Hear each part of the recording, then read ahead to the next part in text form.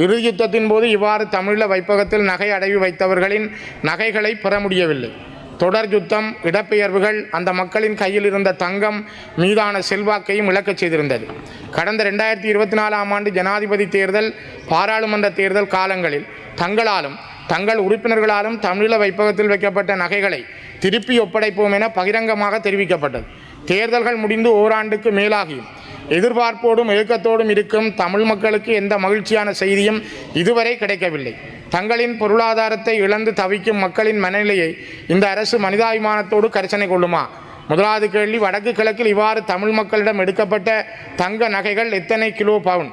இரண்டாவது, நீண்ட எதிர்பார்ப்புடன் காத்திருக்கும் இம்மக்களின் தங்க நகைகள் எப்போ அவர்களிடம் மீள வழங்கப்படும்? மூன்றாவது, இந்த தங்க நகைகள் மீள அம்மக்களிடம் ஒப்படைப்பதற்கான ஏதாவது ஒரு வேலை திட்டம் அரசால் அறிவிக்கப்பட்டுள்ளதா?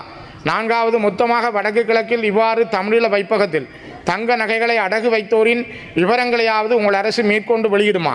ஐந்தாவது, தங்களுடைய தேர்தல் கால வாக்குறுதிகளில் இத்தங்க நகை விடயம் முக்கியத்துவம் பெறுவதால் தமிழ் மக்கள் ஏமாற்றப்படாமல் இருக்க தாங்கள் எடுத்துள்ள துரித நடவடிக்கைகள் என்ன?